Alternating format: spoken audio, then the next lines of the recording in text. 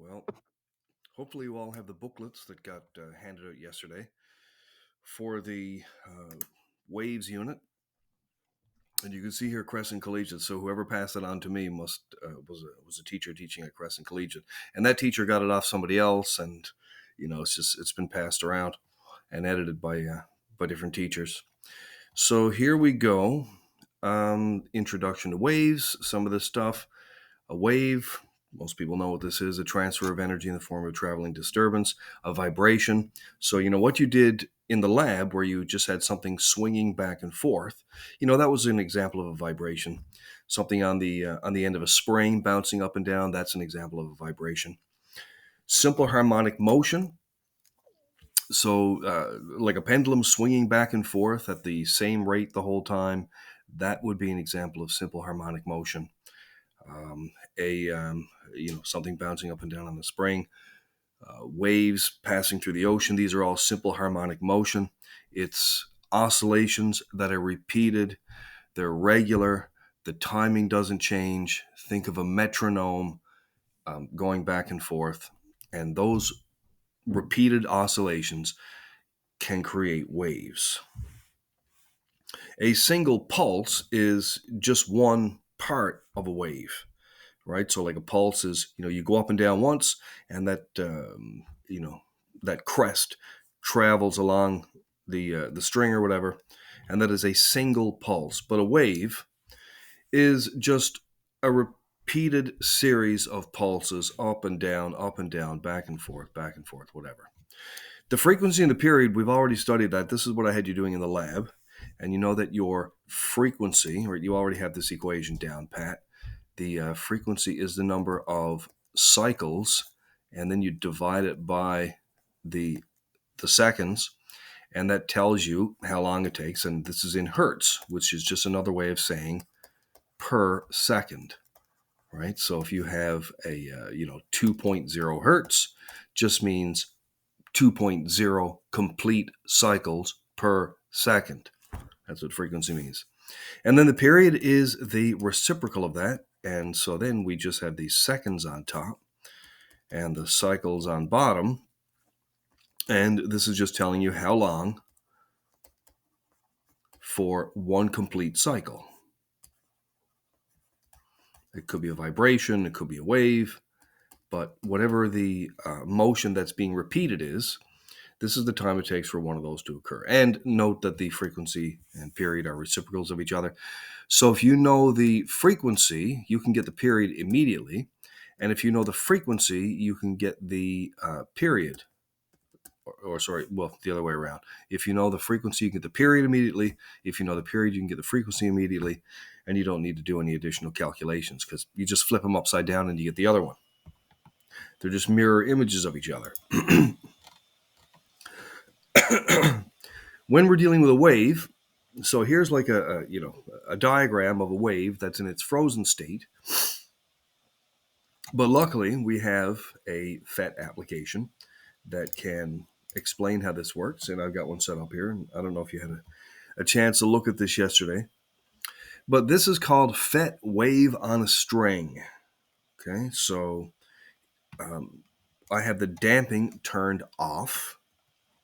I have this set to oscillate. I can change it to manual where you create the pulses yourself, or you can make a single pulse, but I leave it on oscillate because here we have, so there's your simple harmonic motion, an oscillation up and down, but because it's connected to this string, it's transmitting that energy in the form of a wave.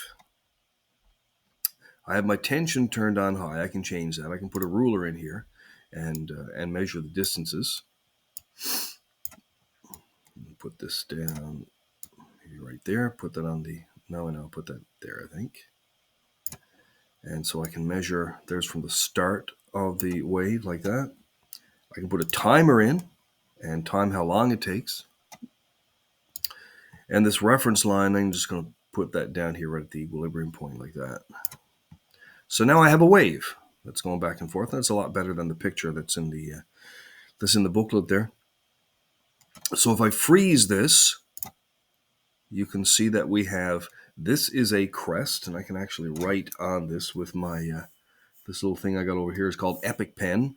So this is a crest. This is a trough. And the distance from here to here, that is the amplitude of the wave. And it's also, so here, that's also the amplitude, right? Whatever this height is, whatever that height is here, that's the amplitude. There's another amplitude right here. And the distance between 2 points that are in phase, I'm going to erase this now, but, amplitude, crest, and trough, these are not difficult concepts to remember.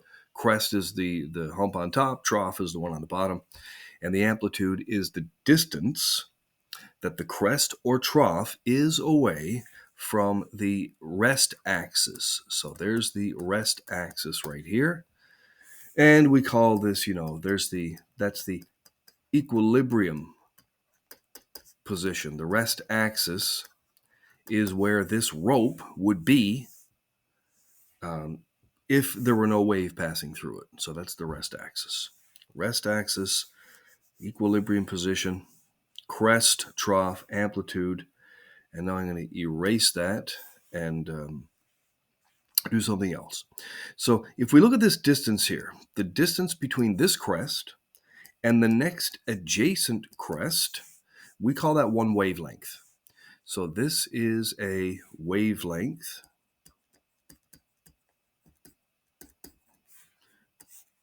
And, the definition here, like there's a bunch of kind of fancy ways to define this, but it really just means, well, look, the distance between any two crests that are next to each other. And if I had two troughs here, it would be the distance between two troughs. Now, we don't use W as the symbol for wavelength. We use this.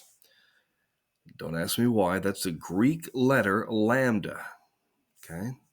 So the Greek letter lambda is wavelength. And we say, here's a definition, your lambda is the distance, in meters of course, everything in physics is meters, the distance in meters between any two successive, that means right after each other, the distance in meters between any two successive points in phase. And now I got to define in phase. In phase means they're in the same relative position in that wave train. So that's the same relative position in the wave. So that's our wavelength. Now I'm going to erase this here, get my eraser out and get rid of this stuff. And now I'm going to change the wavelength here.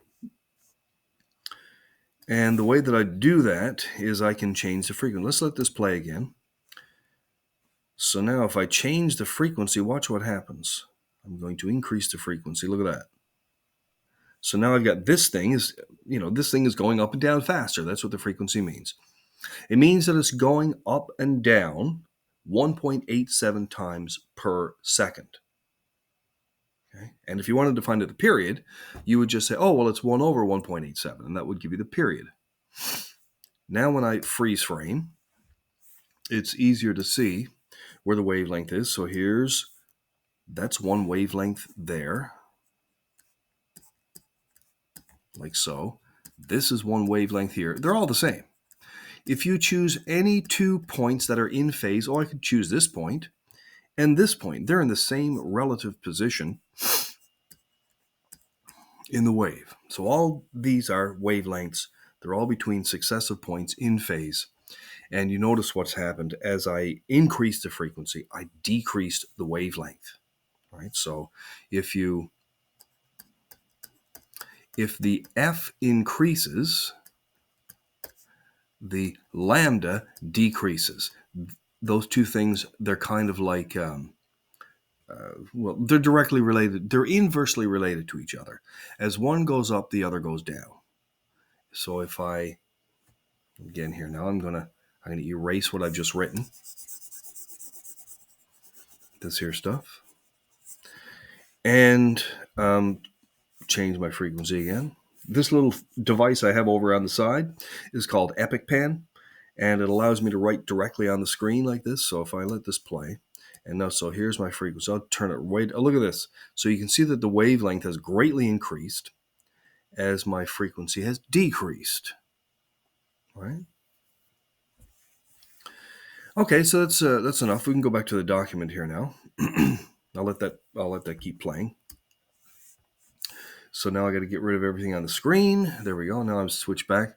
So the amplitude of the particles. So again, this is something that I just showed you over on the other page. There's the amplitude. And then the wavelength, lambda, the distance between any two successive points in phase. It doesn't have to be the two crests. It can be the distance between here and here. Those 2 points are also in phase. They're in the same relative position in the wave train. So they're in phase if they are in the same amplitude. Change my color here. If they're at the same amplitude and moving in the same direction. Well, I don't know. I don't know if I'd do that because, well, if the amplitude is positive, anyway, I guess that's good enough. And then the wavelength is the distance from one point in phase to another point in phase. That's cool. A cycle is one complete wave. It's one complete vibration. The length of a complete cycle is the wavelength. The time for one complete cycle is the period, blah, blah, blah. So here's some questions you can do. This is just like what you did in the lab. Now, we can look at the wave speed. And to talk about wave speed, we can go back to the simulation again. So here, the wave speed, well, let's just turn that frequency up. So, that's kind of dizzying, though, isn't it? If you kind of like follow one of those crests across the page, you get an idea of how fast it's moving. So it's like 1,000, 2,000. It's taken about 2 seconds for a crest to reach the window, 1,000, 2,000. So if you just keep your eye on one of the crests and just follow it across the screen, it's hard to do. Oh boy, I think I might need my pen for this. Let's get my pointer here and see if that works. Yeah, so there we go. Yeah, trace it across the screen, and you can kind of count it. So, and I should be able to time this. So I'm going to see if I can time how long it takes for one of these crests to get to the window, and I'm going to say the window's like maybe right here. So when it gets from there to here, what's the time it's going to take? So let's see if I can do this here now. Start, stop. Oh, man, oh, man. Start. No, I lost it. I can't follow it at the same time. Start, stop. That looks like it's about right. So it's only about 1 second to reach over there. Well, from where you're sitting, it might look a little bit different. But now what I'm going to do is I'm going to change the frequency. Whoa, that looks so much faster. Let's try it again. Start, stop. Oh, it didn't work. Start, stop. Folks, if you do this with your own Chromebook and you time how long it takes for one of those crests to go across the page, here's what you're going to discover.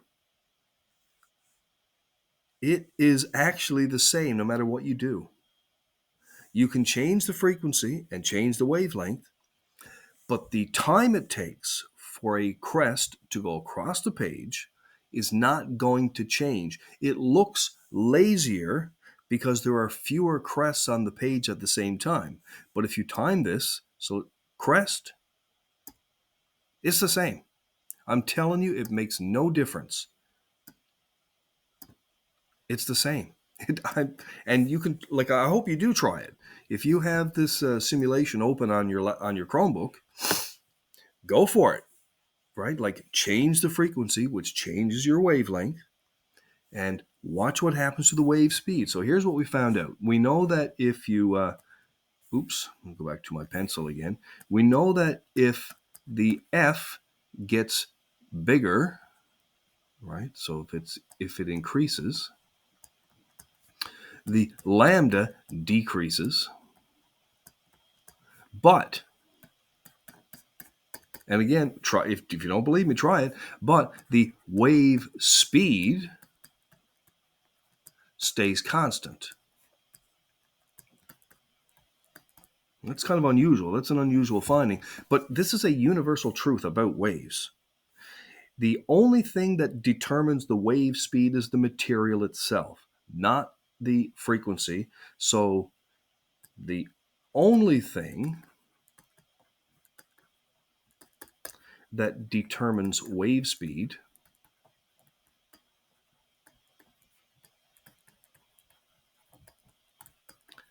is the material itself. So the amplitude, the wavelength, the frequency have no effect on the wave speed. But there is something I can do here with the simulation to change the wave speed, and that's to change the tension in my rope. So if I do this, watch what happens now. So now let's try this again. I've put the tension down lower. I'll put it down really low. And so now I'm going to track a crest. And it has changed the time it takes to go across the page. I can increase my frequency, like so. And I'm going to track another crest again. Start. Okay, I don't know if I did that right. Start. Okay, well, it's different. Because I have lowered the tension in my string or spring or whatever it is, cord, the wave speed has changed, right? So the material itself, I've changed the material itself, and that has changed the wave speed. If you change the material, you change the wave speed, but changing the frequency, changing the amplitude, and I didn't show you this, but let's put this frequency down, and I'll show you if I change the amplitude, it gets lower, but the speed that it crosses the page doesn't change. So this is kind of like a big universal truth about waves. It doesn't matter if we're talking about sound, light, water waves, whatever. It makes no difference. The only thing that determines the wave speed is the characteristics of the material itself. You know, it's kind of like in air. If we speak, it doesn't matter what pitch our voice is at. It doesn't matter how loud we speak. The sound travels through the air at the same speed. It doesn't get changed by these by how we, what kind of sound waves we make, whether they're short wavelength, long wavelength, high amplitude, low amplitude, doesn't make any difference at all. The only thing that changes the speed of sound in the air is if the air gets more dense, if it gets higher pressure or low pressure, if the temperature increases or decreases. These things change the wave speed in air, but not the kind of wave that passes through it. So big universal kind of truth here. And now I'm going to go back to the diagram, eliminate all that stuff.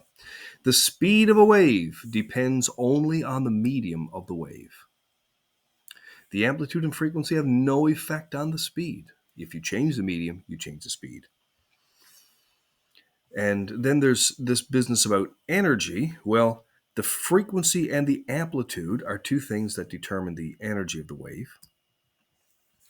So here, obviously, I mean, this is kind of, pretty easy to understand. If you increase the frequency, obviously, this is a lot more energetic. There's more work being done. This thingy is being raised up and down more times per second. That's more work, right? So there's more power in the wave because there's more work being done per second. And the amplitude, now your force times distance has increased. So you've got more work being done per second. So the power in your wave, right, the energy that's being generated per second, is going to increase with amplitude. It's going to increase with frequency. So let's do this. So the energy in a wave, right, it's going to, the amplitude is going to increase energy. And this is, again, this is almost like common sense. And if your frequency increases, you're going to get more energy. Well, more energy is going to create more frequency, isn't it? So those are the two things that increase the energy that's in the wave, the amount of energy that's being transmitted from one place to another.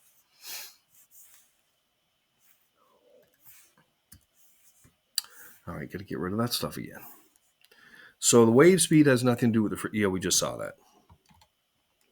There's a low energy wave. There's a high energy wave. Longer wavelength, less, so we just went over that stuff. Transverse and longitudinal waves. Well, here's the other thing you need to know about. What's the difference between transverse and longitudinal waves? Waves come in two varieties. One is called transverse. The other is called longitudinal. And let's see if I can get the two of them on the page at the same time here. Make the page a little bit smaller. One wave looks like this. That's called a transverse. And the other wave looks like this. This is called a longitudinal.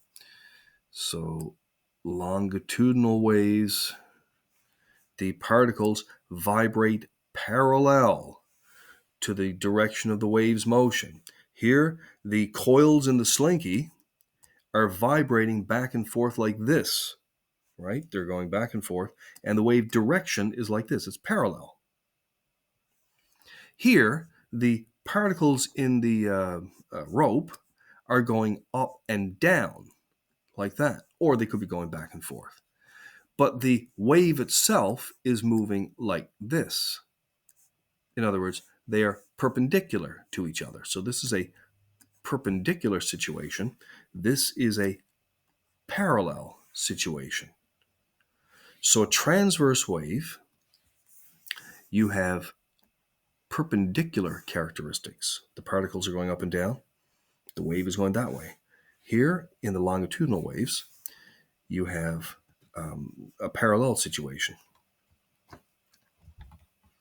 And I have a little animation up here that explains the difference between the two of them. And I'm going to let that play. In a longitudinal wave, the disturbance that makes up the wave is along the direction in which the wave travels. Longitudinal waves are also referred to as compression waves. In a transverse wave, the disturbance that makes up the wave is perpendicular to the direction in which the wave travels.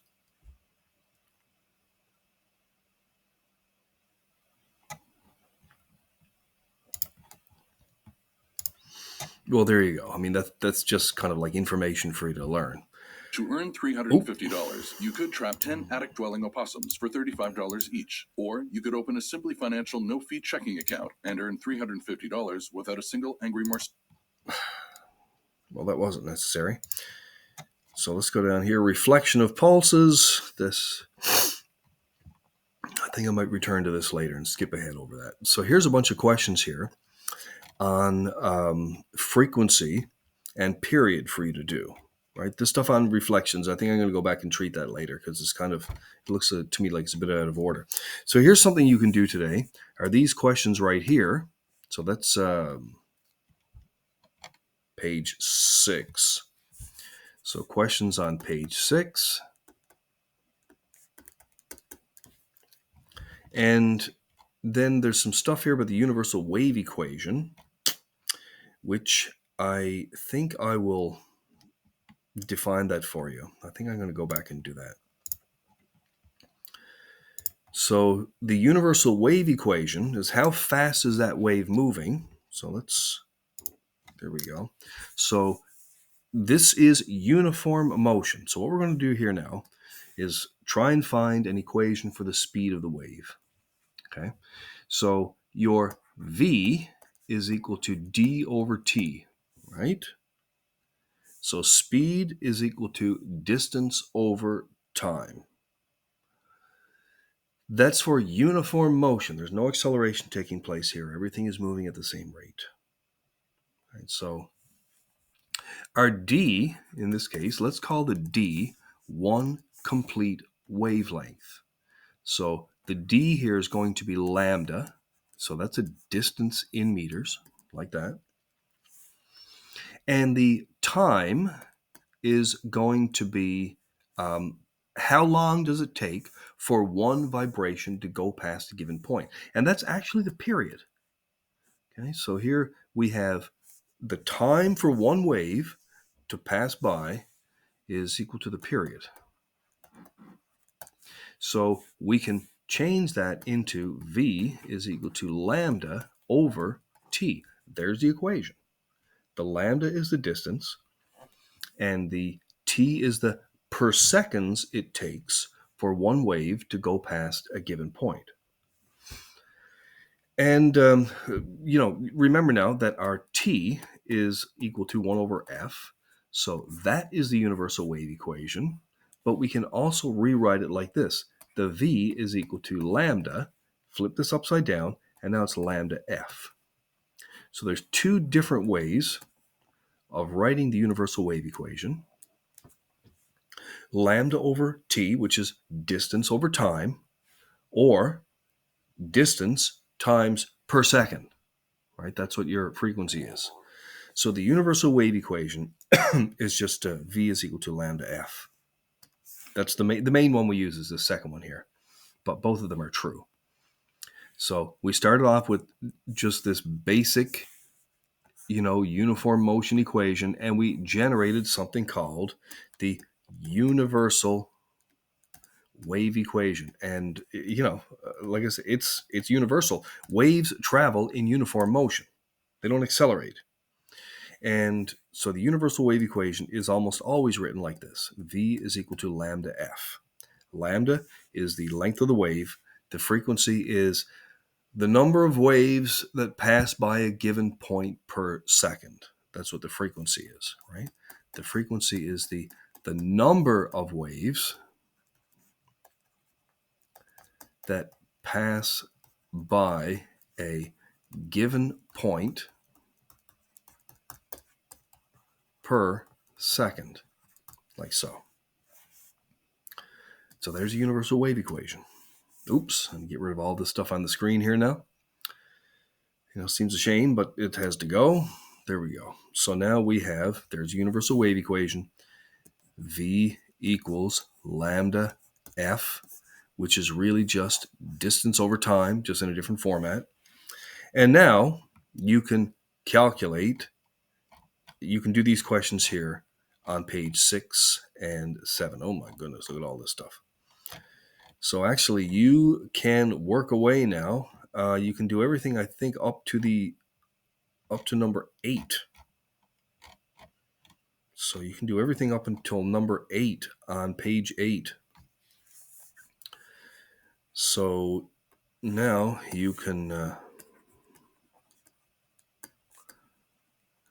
work on the questions